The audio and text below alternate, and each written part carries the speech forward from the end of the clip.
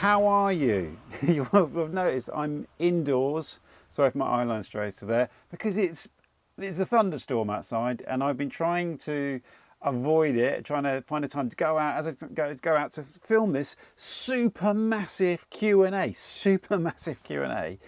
Every time I go out, the sky darkens, it starts raining, it stops, the sun comes, I get everything together, and it's been like this. So I'm leaving the window open so you can hopefully hear the rain. Can you hear that rain?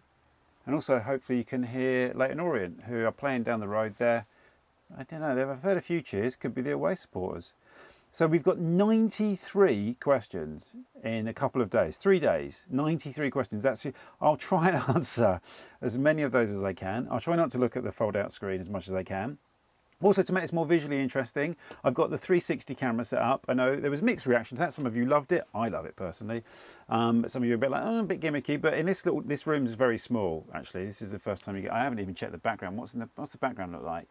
I think I'll get away with the background. It's a bit messy, but it's a bit messy. Well, let me turn on the Lost Byway sign. It's not actually, it doesn't say Lost Byway, it says Gone Walking, but Lost Byway sign's hidden behind a bookshelf. And I will illustrate it with some footage from walks, I think. I'll try to do that. Forgive me if I actually don't end up doing that. And maybe the footage won't necessarily match what I'm talking about. But anyway, lots of ways that we'll try and make this as visually interesting as possible whilst answering these amazingly brilliant questions. I love doing these Q&A sessions. So let's get into it. That's too much of a preamble already. First question from Jacqueline.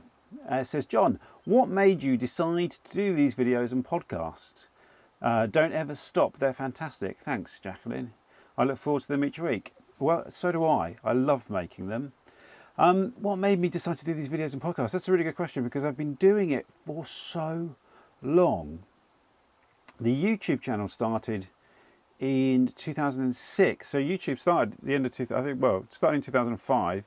I opened up a YouTube channel at the beginning of 2006. I think I uploaded my first video later that year. But I didn't really start doing regular YouTube videos until 2015. And the main impetus for doing the regular YouTube videos from 2015 was really to carry on the work of my book, This Other London here. This book was published in September 2013, exactly 10 years ago coming up, the anniversary being about 2 weeks. More of that later. And I reached that point 2 years after publication, or about 18 months after publication. I could see that the next book wasn't imminent, more of that later. And so I wanted to keep touch with the readership, I wanted to keep touch with the audience. Obviously I studied YouTube a bit, I'd sort of been watching a lot of YouTube. Wow, that's fun. I'm not going to close the window just yet, because I think it's a nice bit of ambience, isn't it? Bringing in the outside to the inside. And so I thought it'd be a really good way for me to just continue that work, really. Continue the work that I started, well, not started. I mean, this was a continuation of other work as well. And so, yeah, that was it really. So I could do that every week. Also at that time as well, the other impetus was that I was doing the school run. I was a full-time parent at the time. My youngest child was at primary, my eldest was at secondary in year 8, I think. And so I wanted to do something between dropping them off and picking them up. So that was part of the initial idea, was to do them daily, just do little local walks daily. So I'd shoot it after dropping them off, go home, edit it, upload it, and then go and pick them up from school. That project lasted 3 days. And then I realised that's ridiculous. And there was one day, it was like this, so I went and shot inside the Barbican. So that was good fun, but that was mainly it. But I started this work really in 2003 when I started my first blog, and then I did a radio show on Resonance FM. It started that in 2009 with Nick Papademetrio, ran to 2011. So you can sort of see these are all steps along the way, and then the book followed on from that. There was the London Perambulator documentary, which I shot 2008, and that was released in 2009. So there's a continuation of work, of which this is the sort of like the most recent iteration. And actually the Remapping High Wycombe project was part of it. This channel was opened really to upload the Remapping High Wycombe work. Wow, that rain is really heavy. I don't know if it's going to be a problem for the audio now. Next question. From Michael. I enjoy that your hikes take on different character based on the conditions and seasons as well as the locations. The late summer sunshine, the early spring mud, the crunchy ice, the November darkness, the July never-ending evenings. It reminds me of Monet's study of the cathedral or lilies at different times of the day. Have you ever thought of returning to a past walk but at a completely different season or weather to get a different feel for the walk? The thunder now is so loud. I don't know whether it's going to come through, but it is distracting me. The sound of the rain is lovely. I'll capture a bit of that with this mic here.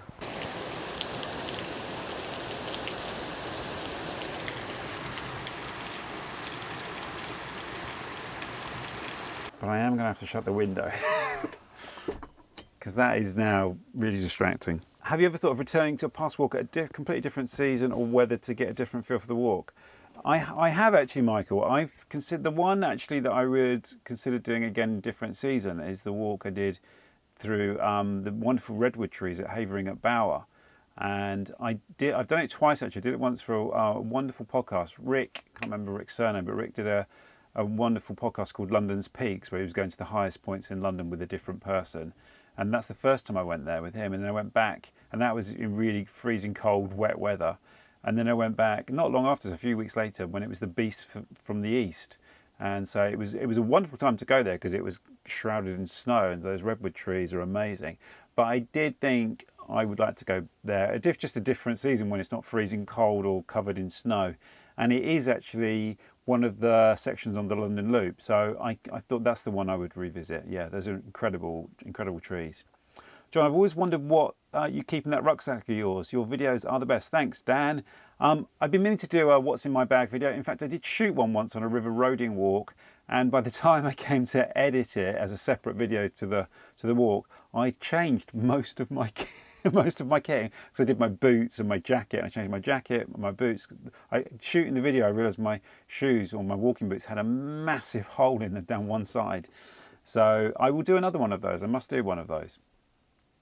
Jim says, I'd love to see a walk around Canterbury or York with so much history. Have you ever considered one of those cities?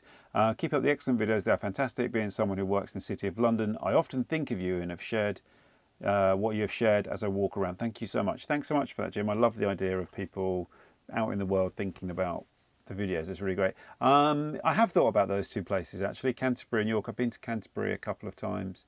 I think they would be great. They would be really, really good. I should do more. I keep talking about it and I need to get out of London more and do more of those videos. Some people don't like it, but, you know, there you go.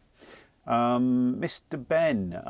It's just Mr. Ben Sharman. Would you consider recording a podcast series of London walks that people could follow whilst listening?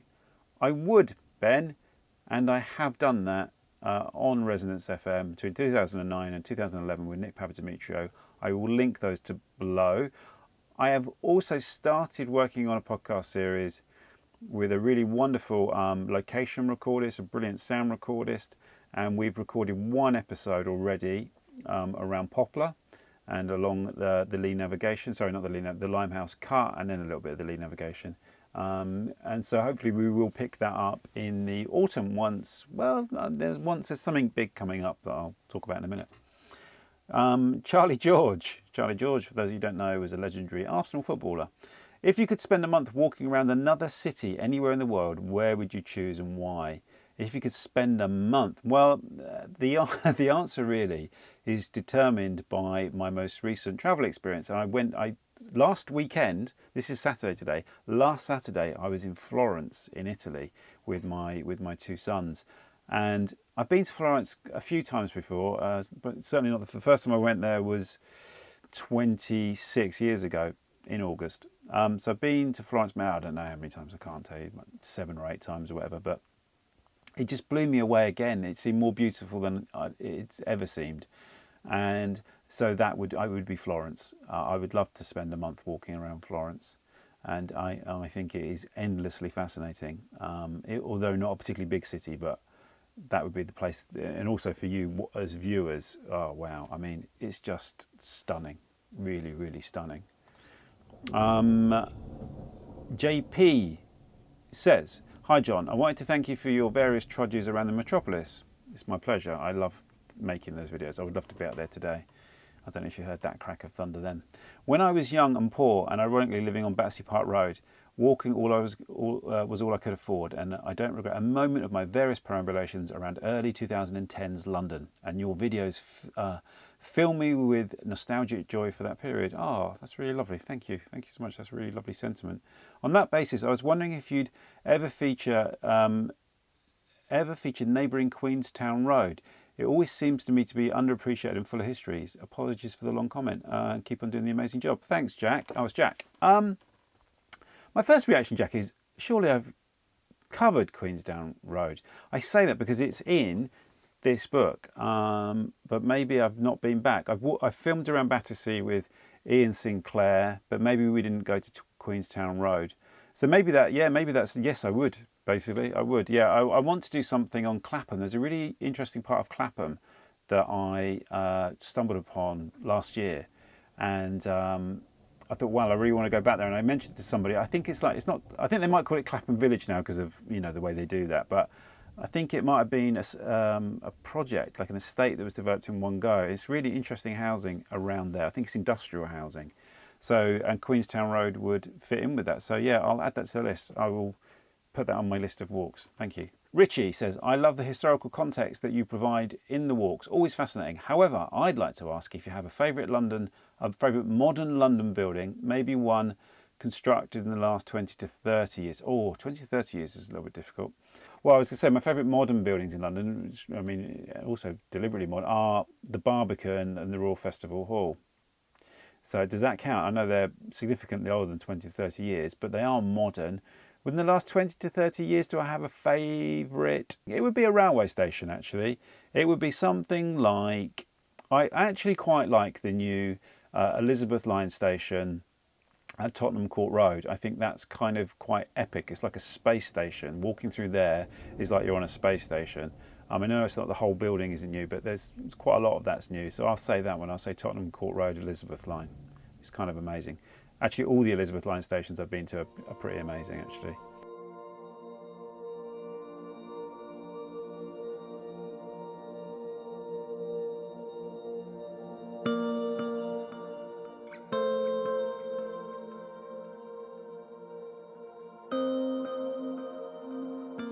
A-Lib says, as Dr. Johnson said, when a man is tired of London, he is tired of life. That's very true, and I completely agree. A great historical figure. Out of all the historical figures in London's history, who intrigues you the most and why? Wow. That is... I didn't prep for this, but I like to answer these things spontaneously. It's great. Well, of all the historical figures in London's history, who intrigues you the most and why? That's such a difficult question to answer. I'll just give an answer of a great London. I'll give you an example of two great London historical figures. One was a woman called Anne Oldfield, and she was initially an actress, but she became an actor manager of London theatres. That's what we tend to forget in the great sort of era of the Georgian London theatre. A lot of the, well, actually, and going back before that, really, Elizabethan London, a lot of the theatres were owned by actors, the actor managers, and they managed the companies. They acted in the plays themselves, and they became great figures. And Anne Oldfield, at that time in Georgian London as well, life was really tough for women. A lot of them, had to work in a profession I don't want to really mention on YouTube because it might get censored, but I'm sure you know what I mean. The oldest profession of all. I think like a third of women in Georgian London worked in that profession at some point in their lives. Such was the difficulty to make ends meet. So for a woman to go from not having any money and to become like a really powerful actor manager. I think she basically at one point ran the Theatre Royal Drury Lane. It's a book I read over 20 years ago in Sydney, and I thought, wow, what an amazing biopic that would make.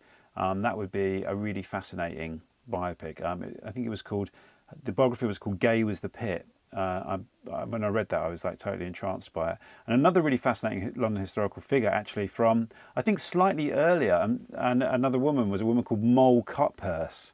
And she was a cross-dressing cutpurse. Well, she was a cutpurse. She was a criminal in a lot of ways. But again, it was someone that found herself in completely, really, really difficult situations. But she was kind of like a bit of a celebrity in the way that some highwaymen were kind of celebrities. And Moll Cutpurse sounds like a fascinating character. Again, another one you think, wow, how can someone not turned her life into a film? And I think there was a biography written about her called Roaring Girl, which is a great title. I mean, again, like, come on. But they're just two historical figures out of many. I could probably, once I come to edit this, I go, oh no, what about this person? What about that person? But there you go. You have to. This is the rules of the game, right? I've got to come up with an answer. I can't just keep going. Hi, John. Would you be able to elaborate more on the concept of psychogeography? I know you mentioned this in some of your videos, but I'd be curious to know more about what your iteration of this concept entails. Google didn't get me much further, I'm afraid. That's interesting. P.S. I love your videos, keep them coming. I've spoken about psychogeography quite a bit before. I've written about it in my book. It's quite a long, complicated, so I've answered it in other videos as well, but I'll give you the truncated thing.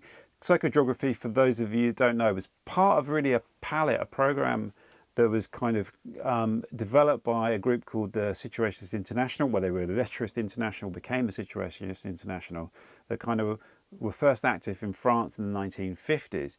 And they were very concerned with the way that modernism, they thought, had strangled the life and humanity out of cities. They were revolutionaries, those. They were looking at really an overall political program of revolution. But they particularly thought that there was great revolutionary potential in playing with everyday life. So psychogeography, in a way, was their idea of critiquing cities and looking the way that cities work and looking the way that human beings interact with the urban environment. So they developed the technique of the derive in order to study this interaction between people and the built environment. And at some point I'll have put up the classical definition. So that's where the term comes from. And it is really about the way that the built environment affects people's thoughts, behaviours, emotions, etc.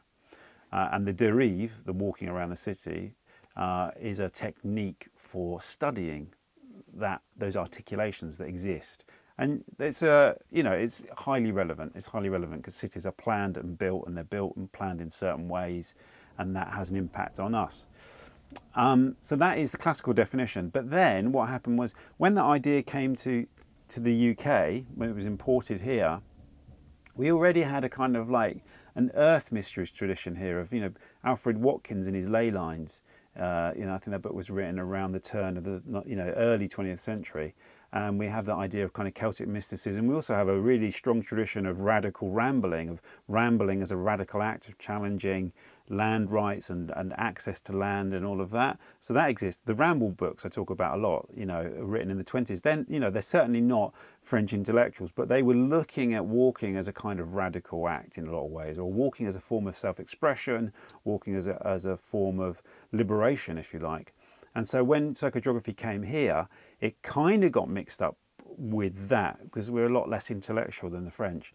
And then Ian Sinclair, in a lot of ways, is responsible for kind of popularising psychogeography. And of course, Ian's very plugged into that kind of mysticism. I think back in the day, Ian would probably forgive me for saying he's probably a little bit of a hippie as well in the sort of 60s and 70s.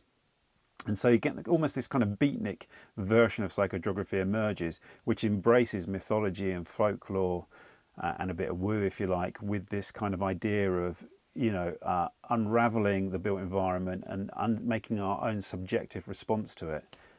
That is my slightly rambling explanation of psychogeography. Funnily enough, I've written about it in the new book. I'm sort of foreshadowing there. I'll talk about that in a minute because I'm asked about it. And I go into it a little bit there. I hope that clears it up for you a little bit. Also, I'll try and link to other videos where I've answered that question, probably better than that. Secondary question, you've mentioned in previous walks your experience in theatre, film, and of course writing. Would love to know more about your experience with some of those things. Lindsay, thanks Lindsay. God, these are questions that would have their own videos in a way. I'm very happy to talk about it, and I'm trying to do it in a truncated way. Otherwise, this video, by the way, might be 2 videos. Or one monstrously long one. So my experience in theatre, filming, and of course writing. So theatre, my history of theatre starts when I worked in a West End theatre, when I left uni, or Polytechnic as it was, or it was a uni when I left there. And yeah, it was one of the jobs I got after leaving uni, was just working in the bar of a West End theatre. But I was at Her Majesty's Theatre where Phantom of the Opera was, and it was amazing. And I went around a few of the other theatres as well, working in the bars, and I just fell in love with the theatre, with the ambience and the atmosphere of the West End theatres. It's got a real magic to it. And then I also went to Ticketmaster, a ticket agency, and then we would get agency nights. So we would go and watch the new plays opening in the West End so we could sell tickets, so we understood what they were about. So I went to quite a few of those. So I started to go to theatre quite a lot at that point.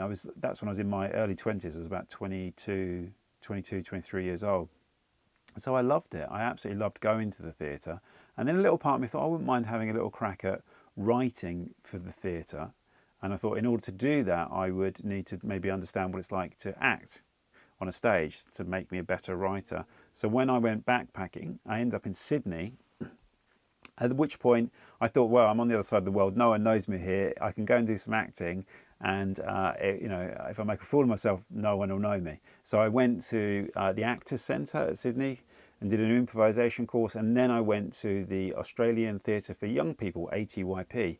That was after I met my wife, actually.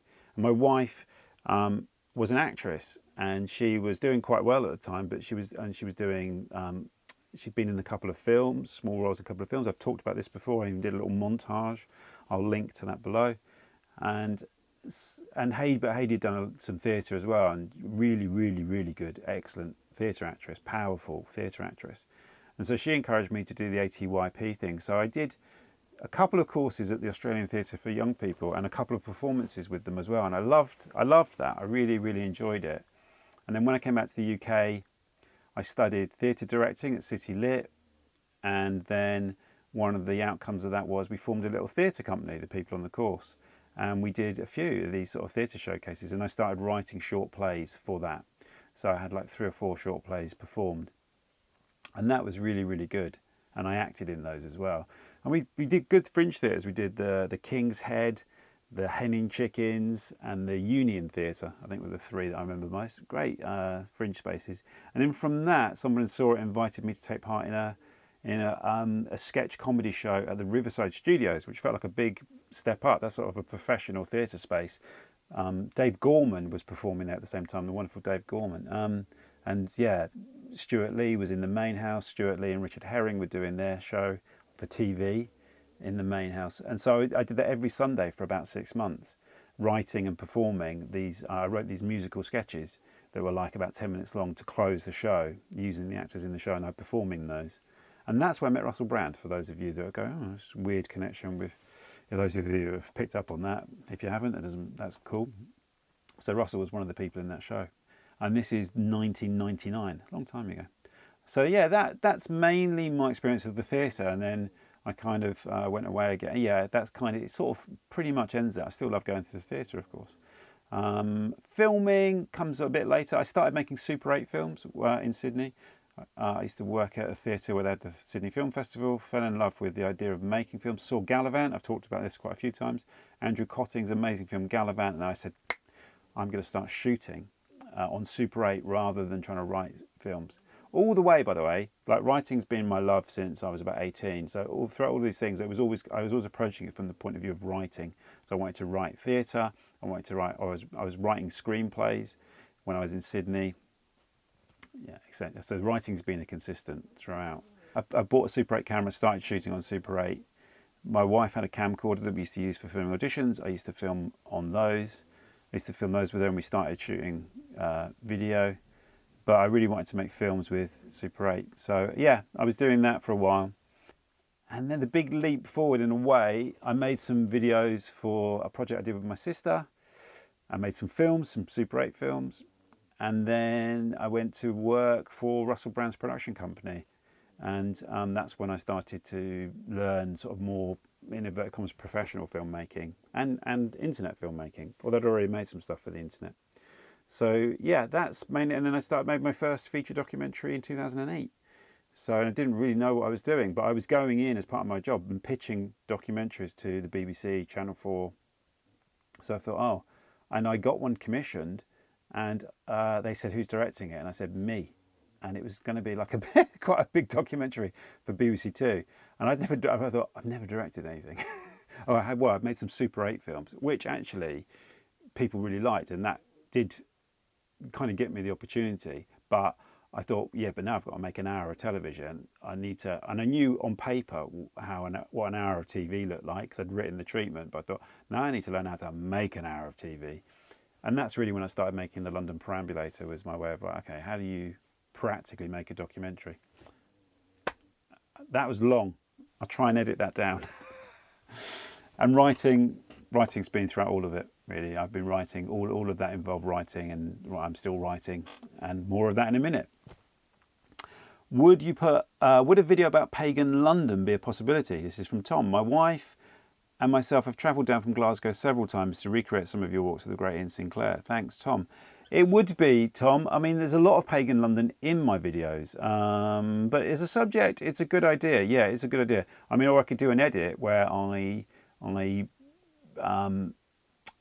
pull together those bits, because I'm pretty sure there's a lot of them already on film. So maybe it's a question of just cutting them together into one video. But yeah, I love that idea. I do love that idea. Hi, John. I love the question. Helen Skinner. Oh, sorry. I'm doing these in the order they appear on the screen. Someone's asked a question about Huguenots in London. I'll answer that. I would love to hear your thoughts about Huguenot. Okay, well, the Huguenots, park that. In case, I don't know which order this comes in the edit. So here it is. Helen Skinner's question. It is the next one down. And she says, sorry, it's Helen Shiner, not Helen Skinner, sorry. Helen Shiner says, I would love to see a walk including the history of the Huguenots in London. I will link below to the walk I did around the Liberty of Norton Folgate, which has some Huguenot history in it, I think. Now I'm saying it, I'm going, did I really go into it? But that is the Huguenot part of London. I know Huguenots lived elsewhere in London, but there's another video I did around Somers Town, and there's a street in Somers Town which is quite heavily associated with the Huguenots as well. So I'll link to those two below. And Helen, if you're unsatisfied with the level of Huguenot content in those videos, then please let me know in the comments and I'll address it.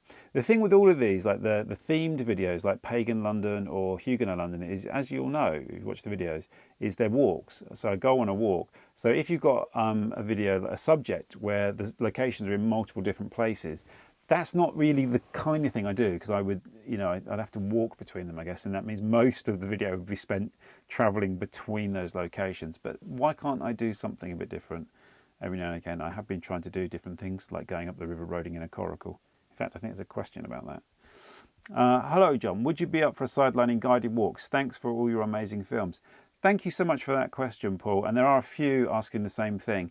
I am up for doing guided walks. I first did them when the book was published, This Other London, 2013, but I did a series of them for Waltham Forest London Borough of Culture in 2019.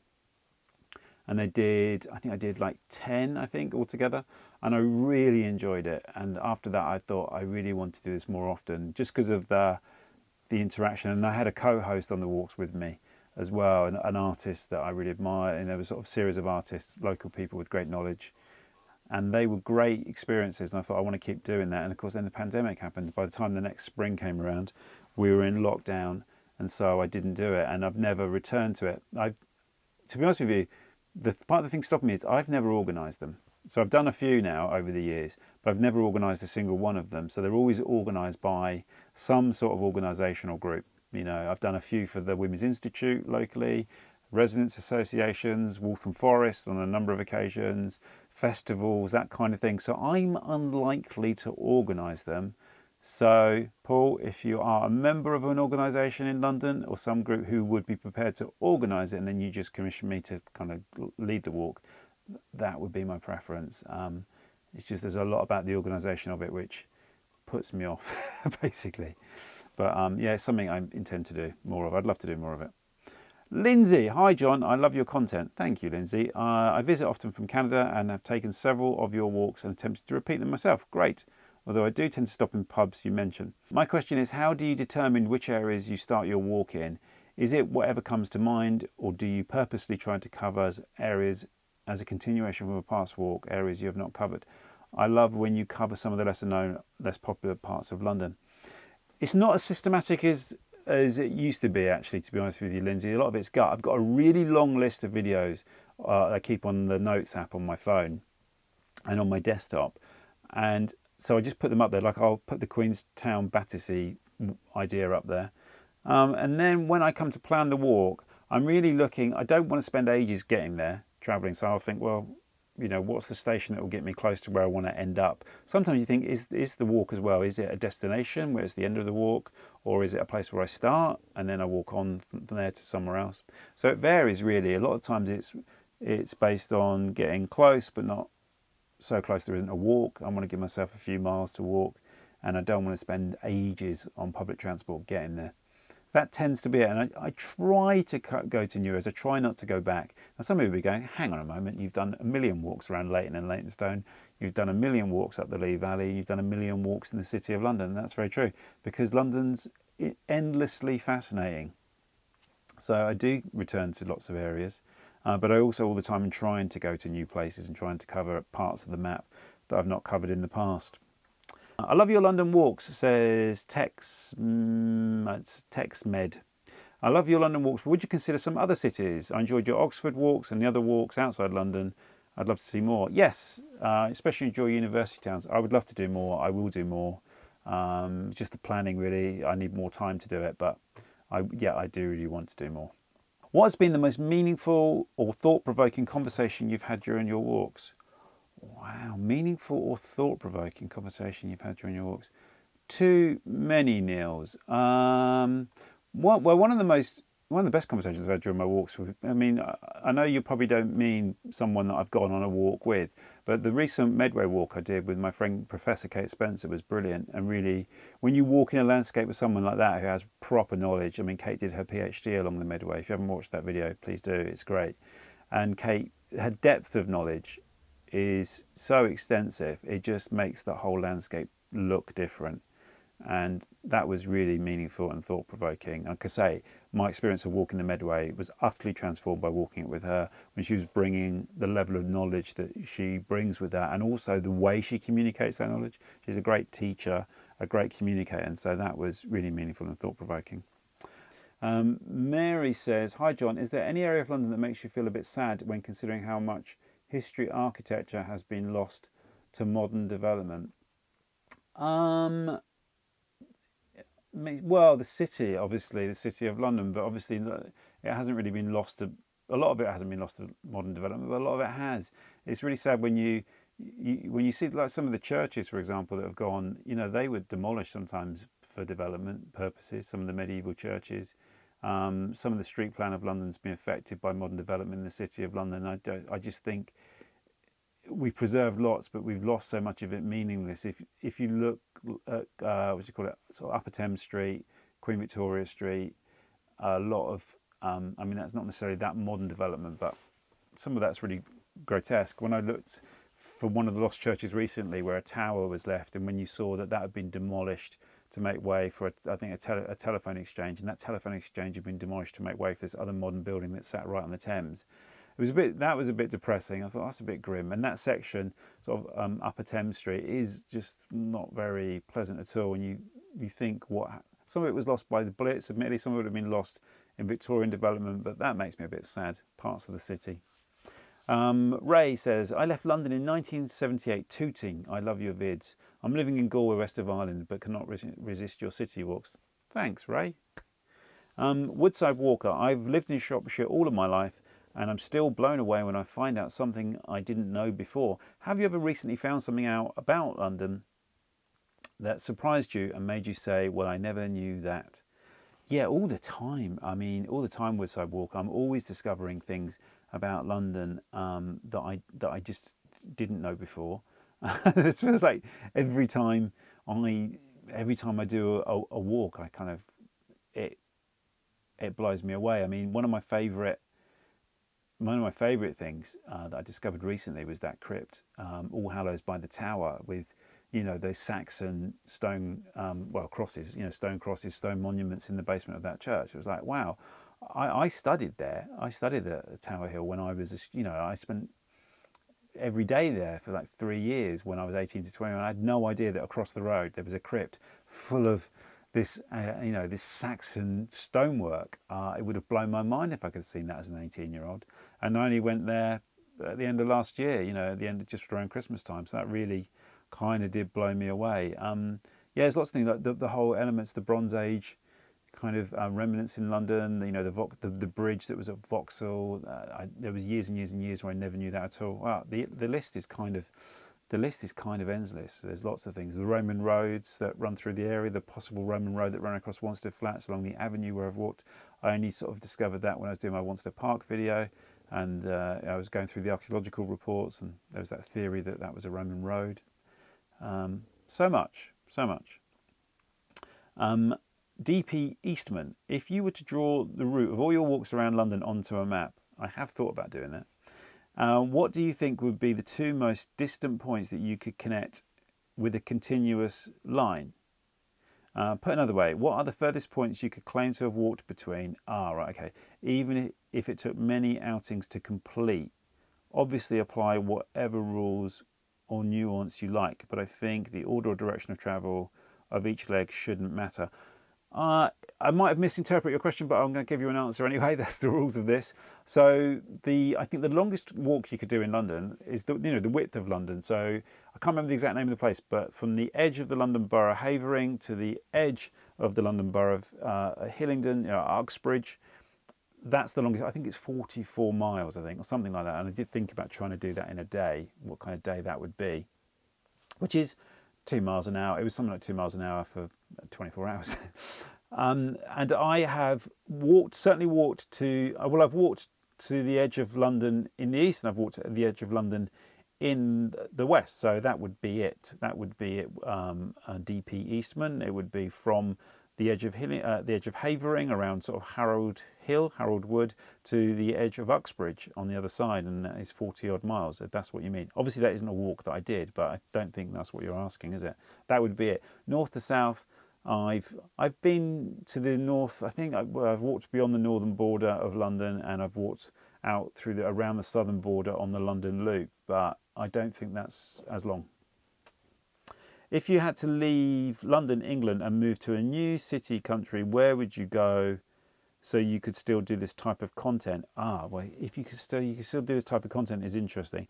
I still think that my earlier answer about the city I would go walk around for a month was Florence, and I think Italy is endlessly fascinating. And when I lived in Modena 20 odd years ago, we used to go to a different sort of city every weekend. Well, not every weekend, but frequently we would do it. And there's so many amazing historic cities. So if I had to do this type of content in another country, yeah, I think you could do this in Italy, would be quite easy, particularly if you lived around the middle, around Bologna. If you base yourself in Bologna, you could go to all those Italian cities within about an hour and a half. And they're all got amazing history, and I think that would be an amazing YouTube channel. The other obvious one is one of the YouTube channels I really love is Jay Swanson, who is based in Paris and walks around Paris. But Jay's already doing that. But it's proof that Paris is an amazing place to do. I'd love the idea of living in Paris. I don't speak a word of French. My Italian is pretty brutal, actually, pretty rough, very incredibly rough. Luckily, my wife speaks it fluently, so. Yeah, I would say Italy, really, or Paris. Not Paris, because they've got J, so it'd have to be Italy. William Robinson. Hi, John. Have you done much on the various guilds, worshipful or otherwise, of Old Town London? What is the historical relationship between the guilds and the city of Westminster, or guilds versus church? How do the guilds fit into the great 3D jigsaw that is London? I haven't done anything on the guilds, William. I have mentioned guilds as I've encountered the various guild halls that one passes, but I haven't done them. No, I haven't done that at all. I don't know the relationship between the guilds and the city of Westminster. That's a really good question. I imagine antagonistic, right? Or is there a relationship between the guilds and the city of Westminster? That's a really good question. I guess the guild that would have the most interaction with the city of Westminster would be the watermen, who claim to be the oldest, or one of the oldest. I think the Coopers are the oldest, aren't they? But the watermen, because they used to oppose the building of the bridges because it would put them out of work. So every time someone wanted to build a bridge, they were like, no, they would protest against it and try and disrupt the construction because they wanted it to be the only crossing. For many years, London Bridge was the only crossing. So all those other bridges were, each time they built a bridge, it took away work from the watermen, because otherwise you'd have to get a waterman to take you back and forth across the river. I love it. What's your scariest experience while walking in London or the surrounding area? From Tim. Yeah, I often get questions about about that and spooky experiences. I've not really had scary experiences walking around London, to be honest with you. The scariest experience I get walking around London, by far and away, boring answer, is on the roads. It's when you have to walk on a road, a narrow road, and this happens all around the fringes of London really, but particularly on the eastern fringe around the edge of Epping Forest and Hertfordshire. And you have to walk in these really narrow roads just outside London where there's no pavement, there's high hedges. And once you get outside of London, it's very car-centric culture. People are very used to driving everywhere because I suppose there isn't the public transport infrastructure. And they're not used to seeing people in the lanes, and they drive at enormous speed. And I've captured some of this on camera, and that is terrifying. It's particularly terrifying if it's getting dark, and I will do anything I can to avoid that because it's, you know, well, you would die, frankly, and it feels like people are not that, the motorists are not that concerned about you. They're not really looking. They're not to be kind. They're not expecting someone to be walking because people don't maybe walk as much in those areas, maybe apart from recreationally on very set, you know, routes and paths. Mitchell says, hey Mr. Rogers, thank you so much for the content. You are truly a breath of fresh air. Thank you so much. If you could bring back a historical figure, who would it be and where would you walk with him? Thank you, sir. Similar to the question before, but I'm going to give a different answer. I would love to go for a walk with Charles Dickens. Wouldn't it be amazing to walk around London with Charles Dickens? I think that would be incredible. There's many others I know, but I think to walk around London with Dickens or Dr. Johnson, I think Dr. Johnson would be a bit of a bore. I know I'm just thinking of the Robbie Coltrane portrayal of Dr. Johnson in Blackadder, so I'll go with Dickens. I think that would be amazing to walk around with Dickens, or imagine walking with Blake. William Blake. Again, I think William Blake could probably be a bit of a bore. I love William Blake. I've just bought 2 volumes of his poetry in the last month. I'm going to stick with Dickens, Charles Dickens. Hi John, thank you for your great videos. I think I've seen you walking across London Bridge recently. Someone did come up to me actually. I was too shy to stop, obviously it wasn't you, and have a chat. Glad I can do it now. Yes, please do come and do that. I think 2 or 3 people have stopped me on London Bridge now, which I love because London Bridge is a place people are just going somewhere, aren't they? What are your favourite London pubs in London? What walk, pub crawl would you recommend? Thank you. The default answer I give to that is the Red Lion in Leytonstone. I drink in there a lot. Obviously, I should say the Heathcote and Star. I don't say the Heathcote and Star in case Tara from the Heathcote is watching this because it's my closest local and I keep that for myself. So I say the Red Lion because it's in central Leytonstone. I love going there a lot. Once the Tap, not really a pub.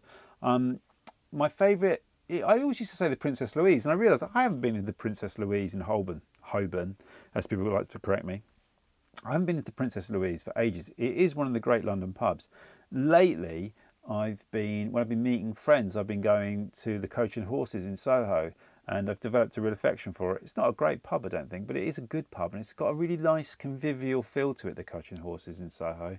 So I really like that pub, and also actually, I quite like the 10 Bells in Spitalfields. They've got a little cocktail bar upstairs. Here's a top tip. 10 Bells is always rammed downstairs. Walk through the crowds, go out the back, go up the stairs to the cocktail bar. There's never anyone up there. You sit there in comfort. It's a lovely little bar. You don't have to drink cocktails. You can still drink beer.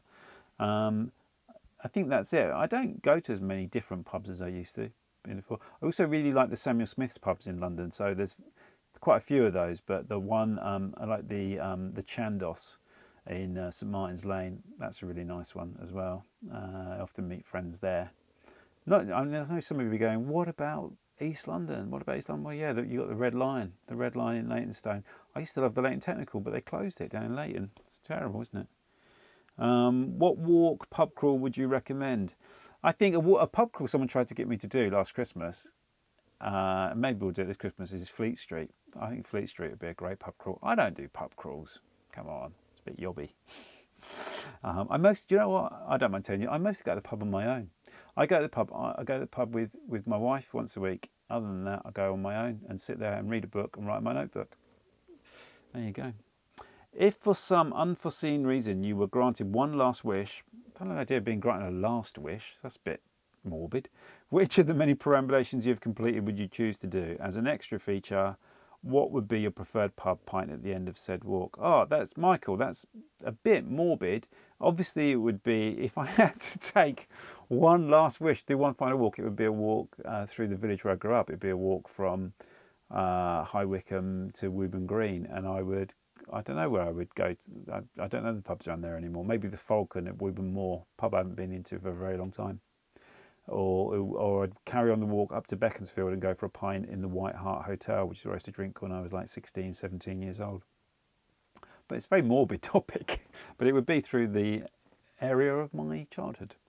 Hi John, a few days ago I was reading an online article about the Essex Way. It runs from Epping out to Harwich. Are you aware of this route or covered any part of it? Thanks, Robert. There is a part of me when I read something, I think, like, you've not been watching the videos. Sorry, Robert, I don't mean it like that. Yes, I am bloody aware of it. I've walked half of it, mate. I'll put links below. I've walked the beginning and I've walked the end. I haven't walked the middle. So I did section 1, and I don't know how many sections there are, but I did the route from Epping to Harwich. Epping to Ongar, and then I walked from Manningtree to Harwich, which was, I mean, what a walk, what a beautiful walk. Both of those two walks are great, and apparently the middle section is amazing as well, which I must go back and do. Thanks for the reminder, Robert. And if I don't post links, just search, go to the video tab, go in there, there's a search thing, go John Rogers, Essex Way, and they'll come up. But I need to finish it, don't I? Prince Gears says, hi John, what's your favourite tube station, favourite underground tube line and favourite bus route, and why? Thank you for all the amazing walks you share with us. Favourite tube station probably has to be Gants Hill tube station. It's a real beauty. It's a real beauty. Sort of like, it's a tribute to the Moscow Metro made by Holding. Is it Charles Holding? Yeah, and it's a beautiful tube. Tube line has to be the one I travel on all the time, the Central line. It's really my first tube line when I first moved to London, and it's the tube line I use now. Favourite bus route's a lot harder to say. I mean, the 253 was the classic one from when I was a student. I've got a real affection for the 38. The 19, sorry. 38 goes, it's slightly different. The 19 I used to get when I lived in Highbury, go from Charing Cross Road up to Highbury Barn on the number 19. Great bus route. That was a Route Master bus route. Have you considered walking the historic River Wey from its rising in Hazelmere to Conference with the Thames at Weybridge? No, that's something I hadn't heard of before. Thank you for that. I'll add it to the list. Paddy says, do you miss the walks through Larkin's Orchards and Fields? Thanks, Paddy. I'll explain that to you in a minute. I'll just read the comment first. Do you miss the walks through Larkin's Orchard and Fields? I can remember you and your dad and the Jack Russell trotting off on your evening walks. Love your channel, by the way. Paddy Harvey. I know you. I do miss those walks, Paddy, and that's really the origin story of why I walk, was those walks I used to do with my dad that Paddy used to see me going off doing with my dad and the Jack Russell in the winter. I loved those walks so much, and that is why I still love walking to this day. It's made me feel a bit emotional, that one. Robert says, can you recommend a Sunday afternoon walk within zones 1 and 2 that ends in a great place for lunch? Robert, I am not the person to get restaurant recommendations from, but I will continue with your question. We frequently walk around from King's Cross through Bloomsbury, Fitzrovia, Marylebone to Edgware Road. Great. And then with a beautiful Lebanese lunch there. Sounds great. I might do it. And he says, great walk if you ever fancy doing it for a video. Anywhere similar you suggest we could try, of a similar length, from Rob and Camilla, 2 long-time viewers and fans. Wow, okay. Zones 1 and 2 that ends with a great place for lunch. I'm going to think about that. That's another one I'm going to think about. I'm going to try and keep this edit as authentic as possible, so it feels like a conversation, right? I think that's good. So that's one I need to come out with. I mean, off the top of my head, my feeling is that I would do a similar walk from King's Cross actually, and walk up Pentonville Road. Hey, I'm doing it now. So I'd go up King's Cross, go up Pentonville Road, I'd go up York Way, go up Caledonian Road, forget York Way, go up Caledonian Road, then cut up through Thornhill Square, which is beautiful, and then go up the back streets up there and work your way to Upper Street, Islington Upper Street, beautiful. And then from Upper Street, I was going to suggest going down to that, but then from Upper Street, go towards Highbury Corner, and then go across Highbury Fields, walk across Highbury Fields, then head south from there towards Stoke Newington, go to Clissold Park. I think we're still in zone 2, aren't we? Yeah, I'm pretty sure we are. Go down through Clissold Park, along Stoke Newington Church Street. When you get to Stoke Newington Church Street, turn towards the city, walk along Stoke Newington Church Street. I'm not going to recommend a specific place, but there's loads of similar types of, you get loads of great restaurants along, you get loads of great Turkish restaurants along there particularly. You've also, if you carry on going along, you're on Ermine Street at this point, if you keep going in towards the city, when you get down towards Hoxton, you've got amazing Vietnamese restaurants along there, several along there, any of them will do. That might be a little bit longer than the one you do there, but there you go. You can adapt that route. Just made that up on the hoof. It's not a walk I filmed either. Battle of the Elements says, are you planning to do a walk with those two chaps? Can't remember their names, but they joined you at Maiden Bower and at the Huge Barrows in Essex some years back. Would love to see you there once more, perhaps at some of the ancient sacred places in the countryside. I would love to do a walk with Gary Lamin and Dave Binns again. Yes, that would be amazing. I recently spoke to Gary Lamin on the phone actually, and funnily enough, I haven't answered a question about my book. The questions are here, but I realise now I've recorded somewhere in the region of an hour's worth of video and I haven't mentioned it. The book is coming out imminently, and there is the first ever trip I did with Gary and Dave. In fact, it's the first time I ever met Dave Binns was when we went to the Pinehurst estate near Hertfordshire. That anecdote, the story of that video, is in the book. I'd love to do another walk with them. I would, I really would, and that would be great. And I spoke to Gary Lamin about a month ago. So I saw him. So I'm about to spoke to him. I saw him at What's Cooking in Leytonstone. It's great. Have you had any issues with your knees? I recently started with arthritis in mine. I smiled because I thought it was a joke because I always banging on about the problems in my knees. In fact, this other London could be called my left knee. Any tips, Paul? Yes, Paul, I have had a lot of issues with my knees, starting when I was quite young, in my teens, and I had to stop playing football for a year. I had a big problem with my knee, and that problem, I still got a massive lump on my knee, to be honest with you, from that big bony lump. But yeah, I had surgery on my knee. I had an arthroscopy. It's a very common thing to have. I sort of tore ligaments in my knee, and then the bits that were hanging off the ligament would get caught in the joint, and it would make your knee lock and be really painful. And over time, it wears away. And I think that at the time they did the scan on my knee, they said, "Wow, you were like really close to having to have a knee replacement." I wouldn't have had a knee replacement, but so I have, and now I have very few issues with my knees. I don't know what I did. Well, I remember a friend of mine who's an occupational therapist. He recommended that I build up the muscles around my knee. He said to do exercises and that will support your knee more. So that's the only bit of advice from him that he said. But if you've got arthritis, I would seek professional advice rather than my advice. Someone like an occupational therapist, that's kind of what they do for a job. So I would speak to one of those people. Why not once a month do a Notorious walk, asked Lewis, depicting the atrocities that happened there. For example, the Blitz East End, Jack the Ripper's Whitechapel, Spitalfield area, 10 Rillington Place, Plague Pits, Dickens Victoria Squalor Walks, Devil's Acre. Just a thought. No, Lewis. I don't know if you've watched many of it. I mean, I like to think my videos are a little bit cheerier than that. But having said that, all of those things are. I haven't done 10 Rillington Place, but I think all of those other things are in videos. So, but I can see now. There is a really good point emerging from this about quite a few people now are suggesting a themed video that isn't necessarily a themed walk, where you just want a video on one theme. I'll have to explore that idea actually a bit more because I'm maybe a bit lazy in the sense that I stick to things that I just love doing. But maybe I could do a bit more of that type of thing. But there is a Whitechapel walk where I do talk a bit about. Although I didn't redo the Jack the Ripper parts of Whitechapel. 10 Rillington Place, that's really, I saw something about that the other night on TV randomly. And I thought, I'm not 100% sure where that is. Plague Pits are in the videos. Dickens Victoria Squalor, I think, is pretty much in the videos. I'm going to do a sort of borough, London Bridge borough video very soon. And that's Dickens London really as well. There's a lot of Dickens London in that. But if you watch my Little Italy video, that's very much around, that's Fagin's Den, that's the London of Oliver Twist and Little Dorrit. But Little Dorrit is borough, really. Hi John, can you please visit Cornwall and do a summer coastal walk? I would love to. Be my pleasure.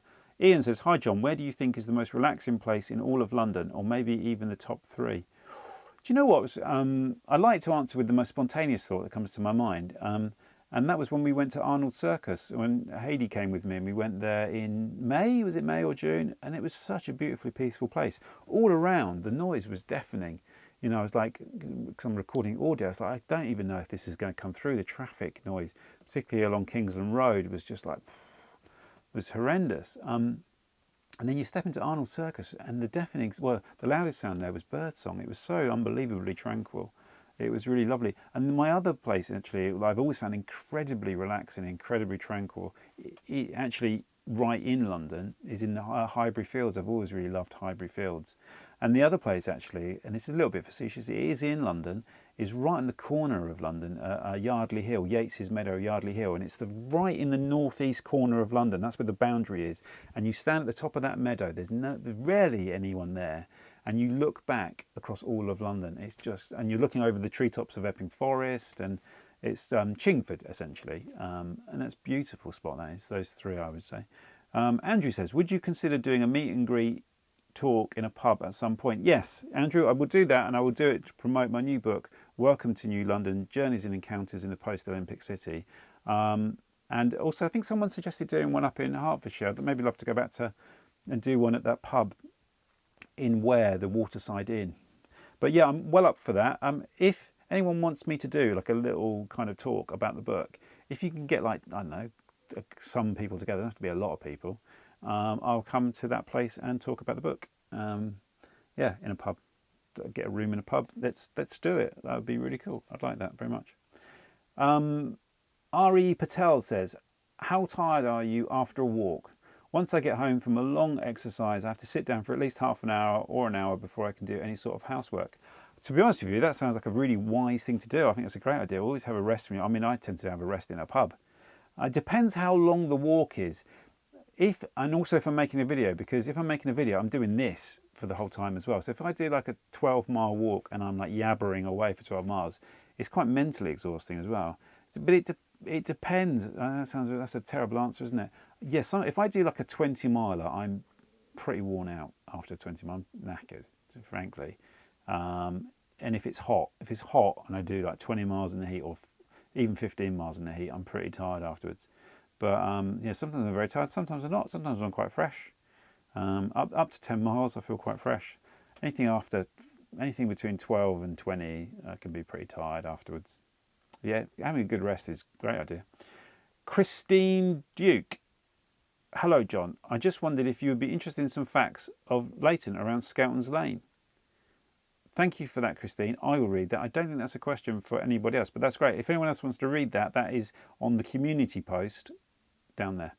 John, you are fairly local to me. You must do a Hill Hall in Fadham Mount Epping piece on... Never heard of it. So yes, I would love to. Stunning mansion with tons of history, which is now being converted into luxury £1 million plus flats. Go and see it. Will do. Thank you very much for the tip, Donnie. Sean says, Sean, I think is a regular commenter. In fact, a lot of you are, and thank you so much for all your comments. It means the world to me. Would you ever do a night walk, provided it's safe, moonlit street, or torchlight enough? Yes, Sean, I've done one. I will link below to the Halloween walk I did at night in central London.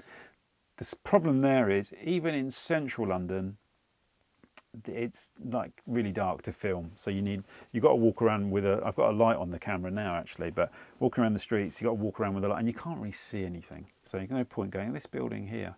I'll link for that one below. So actually I've done a couple on the channel over the years, so I would, yeah, I mean I do, if I'm not filming I do night walks all the time. I read an article about someone walking the Essex Way and really want to do it. Another Essex Way video question, another Essex Way question. I will put the links below. I can't remember you doing a Marylebone area walk.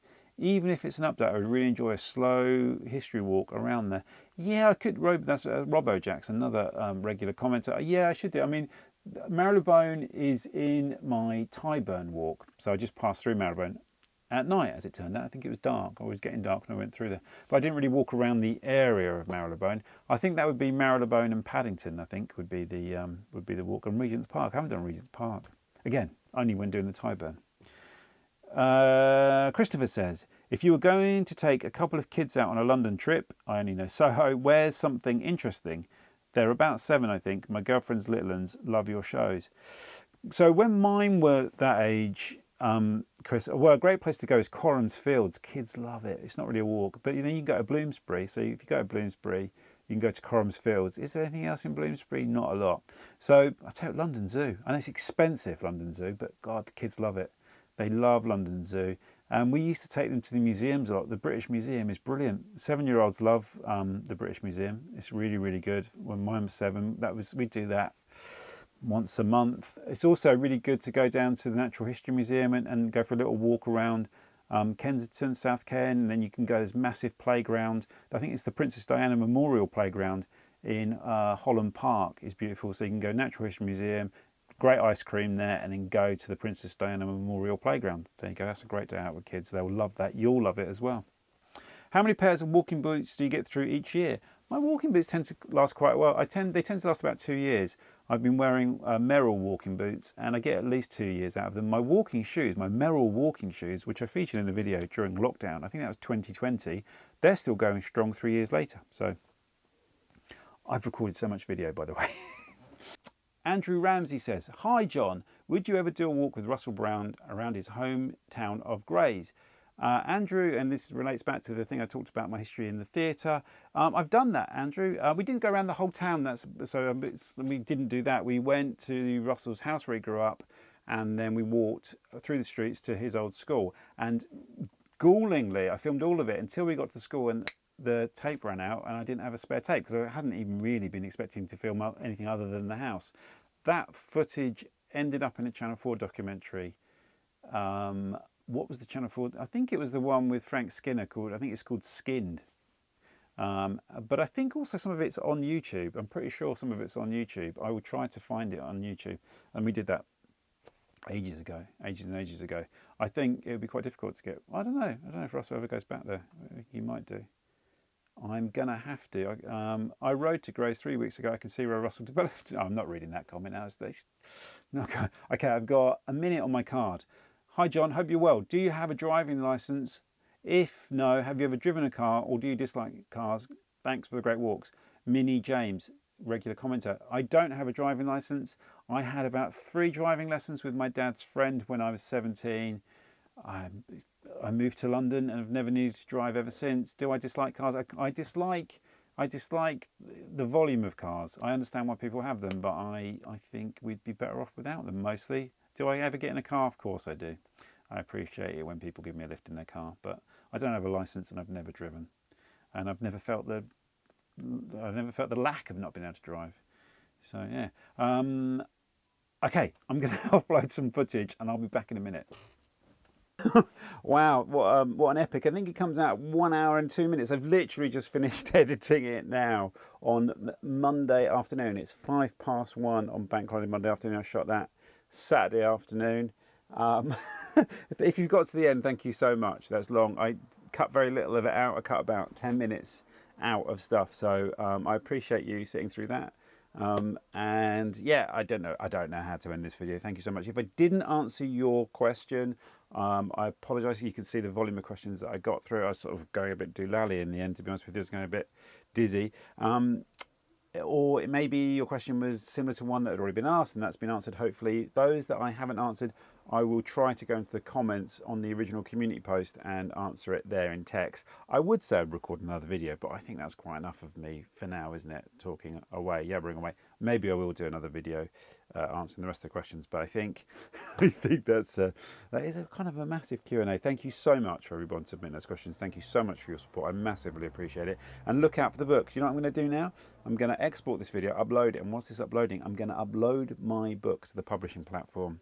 I've got the final typescript. I need to get the final book cover to the right dimensions with the barcode on the back so you can walk into Newham Bookshop or another bookshop, if there are other bookshops, to buy it. And so I reckon, I'm not going to put a time on it because I've been saying it's coming for about the last 10 years. But yeah, look out for that.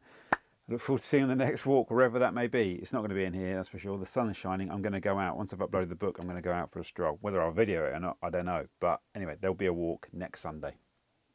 See you then.